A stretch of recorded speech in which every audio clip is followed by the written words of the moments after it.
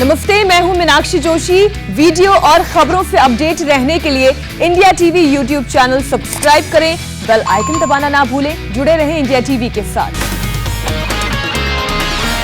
Corona के बढ़ते हुए केसेस पर कंट्रोल के लिए प्रधानमंत्री नरेंद्र मोदी पूरे एक्शन में हैं। वैक्सीनेशन ही कोरोना के संक्रमण पर ब्रेक का सॉल्यूशन नजर आता है। ऐसे में प्रधानमंत्री नरेंद्र मोदी बीते 24 घंटे में तीसरी अहम मीटिंग करने वाले हैं। मोदी आज वैक्सीन मैन्युफैक्चरर्स के साथ शाम 6 बजे बेहद अहम मीटिंग करने वाले हैं। इससे पहले कल उन्होंने डॉक्टर्स और फार्मा सेक्टर के साथ भी मीटिंग की थी।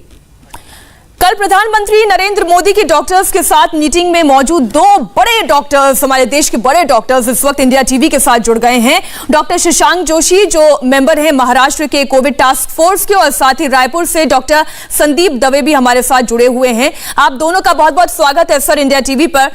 डॉक्टर शशांक जोशी, जो स्थिति है उस पर इस वक्त जो मंथन हुआ, डॉक्टर्स की सम्मिलित राय क्या थी?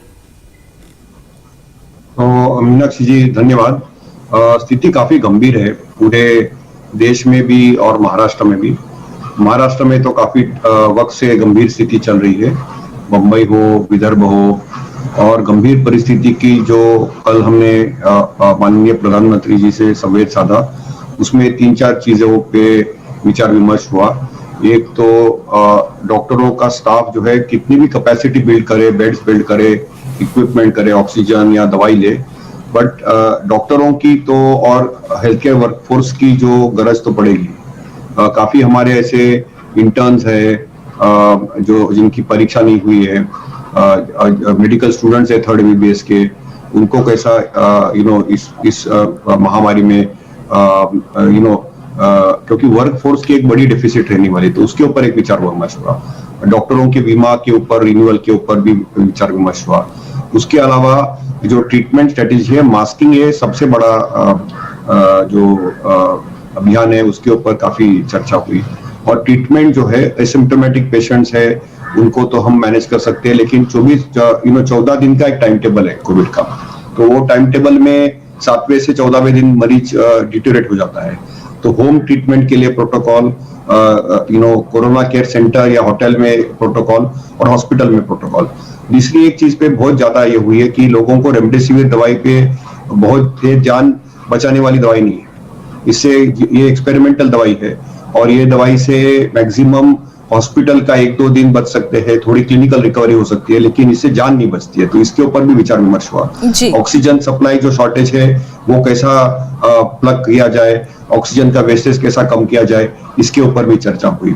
और मरीजों की जान कैसे बचाई, सबसे महत्वपूर्ण यही थी कि मरीजों की जान कैसे बचे। हमारी जो केस फैटेलिटी रेट है 1% के नीचे कैसे आई, और हर कोरोना जो बाधित लोग हैं उनको हम हमारा पहला कर्तव्य दायित्व होता है कि जान बचाए। तो इसके ऊपर विचार विमर्श हुआ। जी डॉक्टर दवे, विचार इतने मुद्दों पर हुआ, लेकिन उसकी बॉटम लाइन ये नजर आती है कि पॉजिटिविटी रेट कम किया जा सके और जो डॉक्टर जोशी कह रहे हैं कि जान बचाए जा सके, तो इसके लिए क्या निर्णय किए गए, क्या कदम उठाए जाएंगे, थोड़ा बताएं। देखिए, सरकार ने कल सबसे पहले तो एक निर्णय पर उठा ही लिया कि 1 मई से 18 वर्ष से ऊपर के जितने भी लोग हैं उनको वैक्सीनेशन किया जाएगा। जो प्रथम निर्णय, जो बहुत ही साहसिक और बहुत अच्छा निर्णय है, वो ऑलरेडी उठाया जा चुका है। दूसरा, जैसे डॉक्टर जोशी भी कह रहे हैं, मास्किंग और सोशल डिस्टेंसिंग और हैंड सैनिटाइजेशन, ये 3 चीज वैक्सीनेशन के अलावा बहुत महत्वपूर्ण है और इसका प्रचार प्रसार हर डॉक्टर को अपने अपने जिला, अपने अपने क्षेत्र में करने की आवश्यकता है। क्योंकि कल प्रधानमंत्री महोदय का भी यही कहना था कि जो डॉक्टर होता है उसका कहना हर कोई मानता है, उसके क्षेत्र में मानता है, लोकली वो एक बहुत अच्छा प्रचारक होता है। तो कहीं ना कहीं उस डॉक्टर को अपना रोल निभाने की आवश्यकता है। उसको आगे बढ़ के समाज में, डिजिटल मीडिया में, सोशल मीडिया में जाके अपना वक्तव्य जितना वो प्रसारित कर सकेगा उतना ही हेल्पफुल होगा। तो ये कार्य करने की आवश्यकता बहुत ज्यादा नजर आ रही है। वैक्सीनेशन जैसा मैंने बताया वो जरूरी है। इसके अलावा जो डॉक्टर जोशी बोल रहे हैं वो बहुत बड़ी बात बोल रहे हैं कि केंद्रीकृत एडमिशन पॉलिसी हो, सेंट्रलाइज्ड एडमिशन पॉलिसी हो।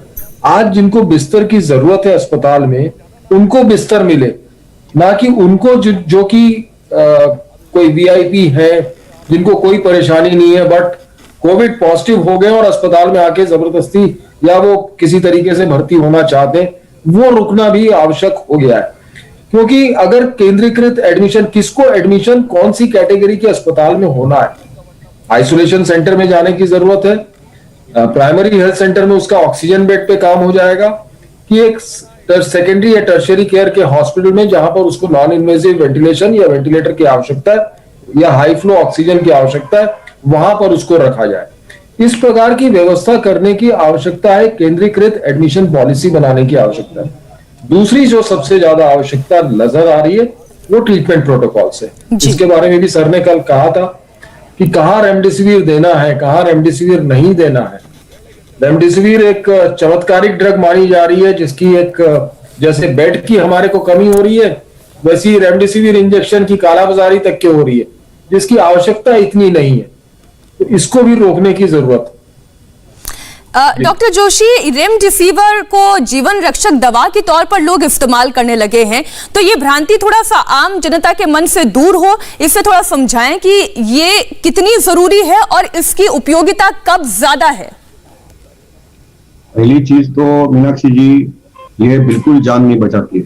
जो 4 मेजर रैंडमाइज कंट्रोल ट्रायल हुए थे और WHO सॉलिडेरिटी ट्रायल जो भारत वंश में भी हुआ था, उसमें दिखाया था कि इसमें जान बिल्कुल बचती नहीं। ये एक्सपेरिमेंटल दवाई, ये दवाई पहले 9-10 दिन में 5 दिन के लिए ही इस्तेमाल कर सकते हैं। और जो मरीज जो हॉस्पिटल में होते हैं, जैसे डॉक्टर तवेश ने भी बताया कि जो मरीज हॉस्पिटल में होते हैं उनको ही दी जाती है मॉडरेट डिसीज, और इससे रिकवरी जो है 1 या 3 दिन से जल्दी हो जाती है।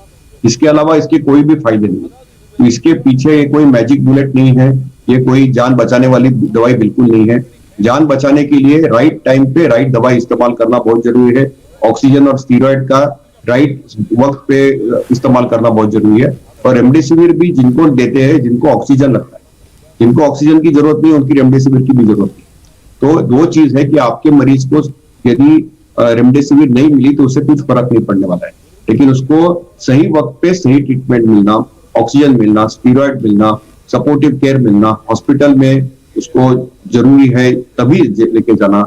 हम ये भी दरख्वास्त करते हैं, जितने लोग सुन रहे हैं कि आपको माइल्ड कोरोना है, आपको एसिम्प्टोमेटिक कोरोना है, तो अस्पताल का बेड आप जाया नहीं करें, आप आइसोलेशन सेंटर में जाइए। जैसे संदीप जी ने अभी बताया आपको कि वहां पे आप रहिए और वहां पे मेडिकल निगरानी में रहिए आप, लेकिन आपका जो बेड है वो और कोई इनको सही जरूरत है उनके लिए करो। तो rational optimisation of bed allocation ये बहुत जरूरी है। तो क्या है कि हम थोड़ा सा हम इसमें और समझ लेते हैं। डॉक्टर दवे, आप समझाइए दर्शकों को कि कब जरूरत पड़ती है आपको अस्पताल जाने की, और अस्पताल जाना ना पड़े घर में ऐसी कौन कौन सी चीजें की जा सकती हैं अगर माइल्ड सिम्टम है या मॉडरेट सिम्टम है। देखिए, माइल्ड टू मॉडरेट सिम्टम्स अगर आपको हैं और अगर आप होम आइसोलेशन पे हैं, आपको कोई कोमॉर्बिडिटी जैसे डायबिटीज, ब्लड प्रेशर या हार्ट की कोई बीमारी नहीं है, अगर आप कैंसर के मरीज नहीं है, अगर आप इम्यूनो कॉम्प्रोमाइज नहीं है, अगर आप प्रेग्नेंट नहीं, तो आप होम आइसोलेशन में बड़े आराम से रह सकते हैं। और इस प्रकार के मरीज सैचुरेशन, इनको सिर्फ और सिर्फ अगर आपको बुखार है तो पैरासिटामोल की जरूरत है, उससे ज्यादा कोई दवा की आवश्यकता नहीं है। नहीं, इसमें थोड़ा सा डॉक्टर दवे और क्लैरिटी दीजिए, क्योंकि हम बहुत सारी दवाइयों के बारे में भी आजकल डिस्कशन कर रहे हैं और कई लोग तो घर पे बैठे बैठे अपने खुद के डॉक्टर भी बन गए हैं। ये जो विटामिन सी की गोलियां हैं, ये जो जिंकोविट है जिसका हम अक्सर सबसे ज्यादा नाम सुन रहे हैं, इन्हें लेने की जरूरत कब से पड़ने लगती है डॉक्टर दवे? देखिए, इन सब की कोई भी विटामिन की गोली या आइवरमेक्टिन या एजिथ्राल या डॉक्सीसाइक्लिन, इस प्रकार की किसी भी दवा का कोई भी, इवन हाइड्रोक्सीक्लोरोक्विन का भी कहीं पर भी कोई रोल डिफाइंड, जितने भी लिटरेचर अभी तक के आए हैं, व्हाट नॉट टू यूज में ये ड्रग्स आ गई हैं। दीज ड्रग्स, इनका कोई बेनिफिट या कोई एडवांटेज नहीं मिलना है। ये सिर्फ और सिर्फ हमारे दोस्त लोग दे देते हैं, पेशेंट को लगता है कि नहीं ये दवाई खाने से मुझे आराम हो रहा है और वो खाता है। देखिए, 90% से ज्यादा मरीज अपने आप ठीक होने, सिर्फ 2 या 3% मरीज हैं जिनको की मेजर प्रॉब्लम कुछ होनी है और जिनको हॉस्पिटलाइजेशन की आवश्यकता पड़नी है। क्योंकि हमारी आबादी ज्यादा है, इसलिए ये नंबर कुछ ज्यादा दिखता है। अन्यथा इस प्रकार में के मरीजों, हमारे कुछ जो मरीज जो होम आइसोलेशन में, उनको कोई दिक्कत नहीं। अब इनको अस्पताल कब आना है? अगर इनको कोई कोमॉर्बिडिटी है, कोमॉर्बिडिटी के साथ में अगर आपका 94% से SpO2 नीचे जा रहा है, ऑक्सीजन सैचुरेशन नीचे जा रहा है, तो आपको हॉस्पिटल में आना है। अगर आपको कोई कोमॉर्बिडिटी नहीं है तो आपका 90% से अगर नीचे जाता है ऑक्सीजन सैचुरेशन, तो ही आपको अस्पताल में भर्ती होने की आवश्यकता है या अस्पताल में आने की आवश्यकता है। तब तक आप अपने चिकित्सक से फोन पे संपर्क साध सकते हैं। अगर आपको बुखार है, शरीर में दर्द है, तो सिंपल पैरासिटामोल की एक गोली लीजिए, जिसको कि आप दिन में 3 से 4 बार तक के ले सकते हैं। अगर आपको सर्दी या नाक ज्यादा बह रही है तो कोई एंटी एलर्जिक सेट्रिजीन वगैरह खा सकते हैं। उसके अलावा आपको कोई दवा की मेजर आवश्यकता नहीं है। स्टीम इनहेलेशन या नेबुलाइजेशन कर सकते हैं। Steam and gargle. Doctor Joshi, आप इसमें कुछ और ऐड करना चाहेंगे? हाँ, डॉक्टर साहब ने बहुत सही बताया कि बिल्कुल टेंशन नहीं लेना चाहिए। जल नीति कर सकते हैं, प्राणायाम कर सकते हैं, अपने लंग को एक्सपांड कर सकते हैं, यौगिक प्रयोग कर सकते हैं। तो इसमें हमको एक 6 मिनट वॉक टेस्ट करनी चाहिए। घर में थर्मामीटर और पल्स ऑक्सीमीटर रख सकते हैं। यदि आपका जो बेसल सैचुरेशन है वो मेजर करना चाहिए, और उसके बाद 6 मिनट वॉक करने के बाद सैचुरेशन मेजर करना, उसमें 3% का ड्रॉप हो या 94% के नीचे हो तो ही आप सतर्क। तो 6 मिनट का जो वॉक टेस्ट है ऑक्सीजन सैचुरेशन का, इसमें ना खून लेने की जरूरत है, ना सीटी स्कैन के लिए भागने की जरूरत है, और ये एक सिंपल टेस्ट है जिसके लिए एजुकेशन की जरूरत है। और कल माननीय प्रधानमंत्री ने बताया, दवे सर भी थे, हम भी थे, उसमें बताया कि आप जितना भाषा में आप लोगों को समझाए कि कोविड की मैनेजमेंट के लिए डॉक्टरों के सलाह से ये करें। अभी क्या है कि बहुत टाइप का मीडिया के ऊपर अलग अलग इलाज आते हैं। नहीं, इसलिए आज हमने ये चर्चा रखी डॉक्टर जोशी, डॉक्टर दवे की डॉक्टर्स अगर समझाएंगे तो शायद जनता को और बेहतर तरीके से क्लैरिटी के साथ समझ में आ पाएगा कि कब किस परिस्थिति में क्या करना है। बहुत बहुत धन्यवाद डॉक्टर जोशी, डॉक्टर दवे हमारे साथ जुड़ने के लिए और इस चर्चा के लिए। नमस्ते, मैं हूं मीनाक्षी जोशी। वीडियो और खबरों से अपडेट रहने के लिए India TV YouTube channel subscribe करें, बेल आइकन दबाना ना भूलें। जुड़े रहें इंडिया टीवी के साथ।